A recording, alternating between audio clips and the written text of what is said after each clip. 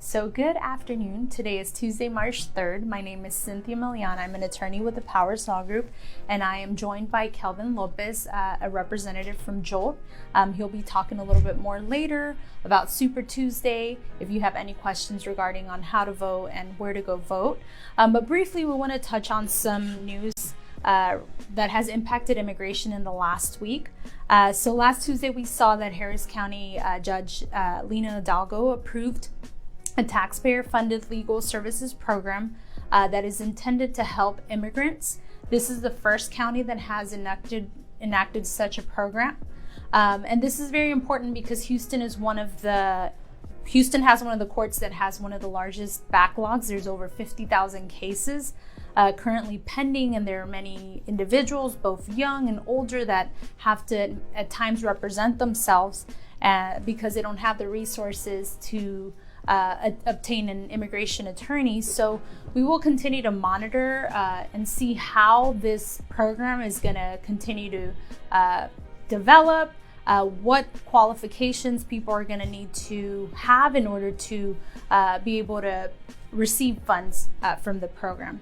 And this weekend, we also saw that a federal judge ruled that Ken Cuccinelli, he was unlawfully appointed to lead USCIS, which is the U.S. Citizenship and Immigration Services agency. This is the agency that is in charge of issuing immigrant petitions, asylum, anything related to family-based immigration.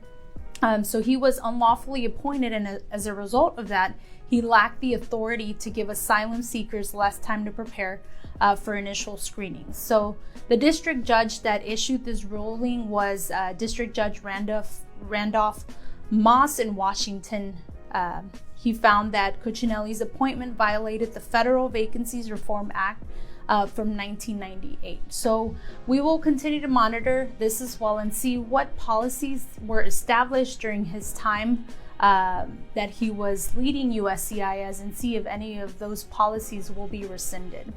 Lastly, H-1B season is fast approaching, and we know that there are several changes happening this time around, where the most notable changes include the fact that petitioners have to electronically register each H-1B visa petition that they want to submit, and they also have to pay that $10 fee for each registration that is made.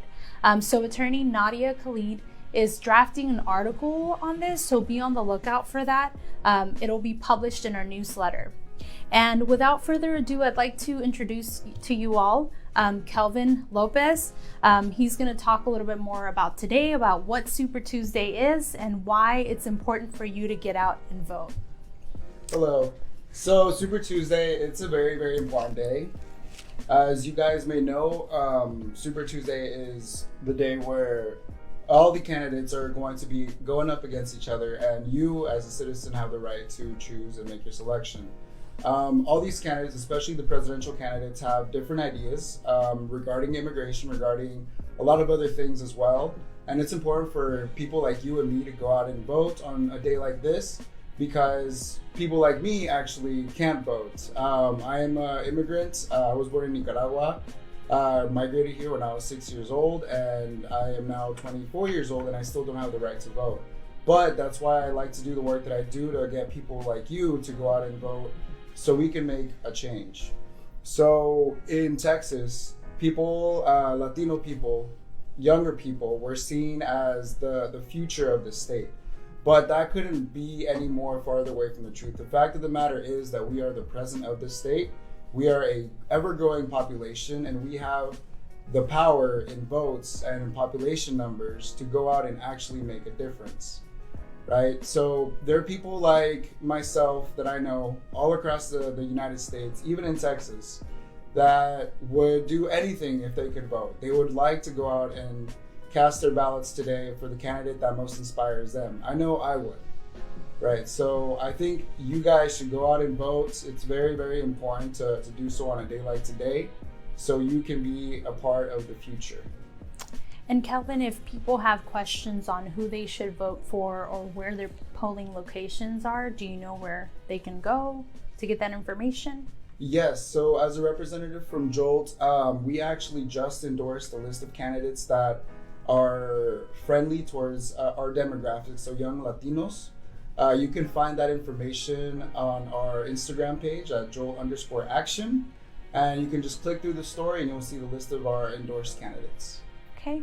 All right. Well, we'd also like to wish our very own Ruby Powers good luck with her campaign. She's running for State House District 134.